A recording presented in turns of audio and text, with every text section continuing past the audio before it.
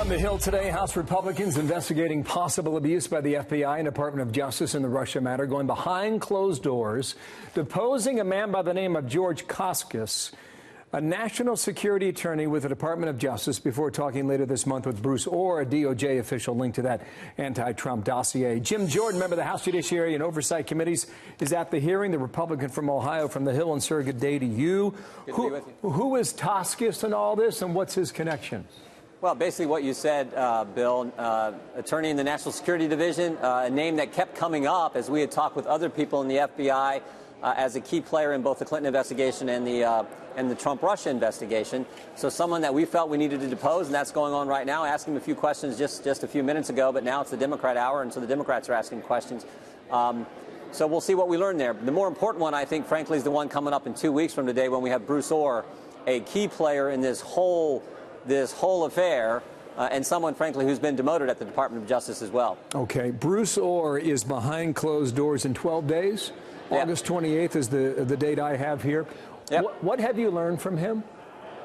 Well, we know he's the key guy. Remember what Peter Strzok told us just a few weeks ago in the open hearing. It took me to the third round of questioning, but he finally admitted, yes, the FBI was, in fact, getting parts of the dossier from Bruce Orr, a top Justice Department official. So step back and think about this for a second. Bruce Orr's wife worked for the firm that the Clintons hired to put together the dossier. She's given it to Bruce Orr. He's given it to the FBI.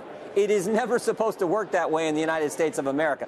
But, in fact, it did. And, of course, we know about this dossier. They dressed it all up, made it look like it was legitimate intelligence, took it to the FISA court to get a warrant to go spy on the other campaign, to spy on Donald Trump's campaign. So that is a big problem. Bruce Orr has a number of questions to answer, particularly how close his relationship was with Glenn Simpson, the head of Fusion, and Christopher Steele, the guy who was putting together the dossier, the MI6 agent hired by Fusion and working for the FBI. Just to slow it down just a tad here. Do you think Bruce Orr is the nexus to all of this? It seems like he's a key player. His name keeps coming up, and we got these emails just 2 weeks ago between him and Christopher Steele. And one of the interesting takeaways from those emails is just how close they were. It was Nellie, it was Bruce, it was Chris, it was Glenn. It was like they were all best friends. And the number of times that Bruce Orr interacted with Christopher Steele, and frankly Glenn Simpson as well. So that's a key takeaway from when you look at these emails. And there'll be lots of questions that stem from that as we get a chance to interview him in a couple weeks. I'll get you two more quick things here. Rudy Giuliani wants an answer from Bob Mueller by the 1st of September. I don't know if that happens or not. Perhaps it does. Do you think Mueller's waiting on this Manafort verdict? I have no idea. What I do know is not one bit of evidence of any type of coordination, collusion, conspiracy, and no bit of evidence between the Russians and the Trump campaign. None. But what we do know, we've said it time and time again, is the Clinton campaign paid the Perkins Coie law firm, who paid Fusion, who then went out and hired Christopher Steele, whose wife, Bruce Orr, also worked for Fusion, whose husband worked for DOJ, who gave information to the FBI that they then used to go spy on the other campaign.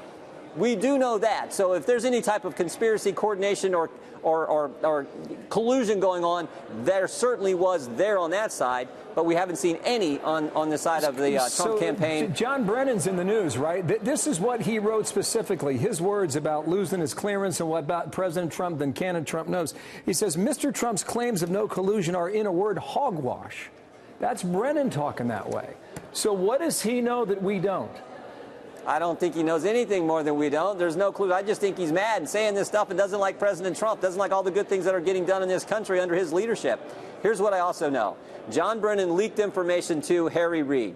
Lost his clearance. James Clapper lied under oath in the Intel Committee in the Senate. James Comey has been fired for leaking information and all kinds of other things. Andy McCabe lied 3 times under oath, has been fired. Sally Yates, fired. Peter Strzok, demoted, then fired. Lisa Page, demoted, then left the FBI. Jim Baker, chief counsel at the FBI, demoted and then left. I think all those people, frankly, should lose their clearance, particularly when you have that kind of history where you've been fired, demoted, leaking information. Why should you have a clearance? So I agree with the president and what he did. I think there's a lot more people who, frankly, deserve the same treatment. Jim Jordan, you make an interesting case. More to come. Thanks, 28th, Bruce Orr. Thank you for being here today, sir. You bet.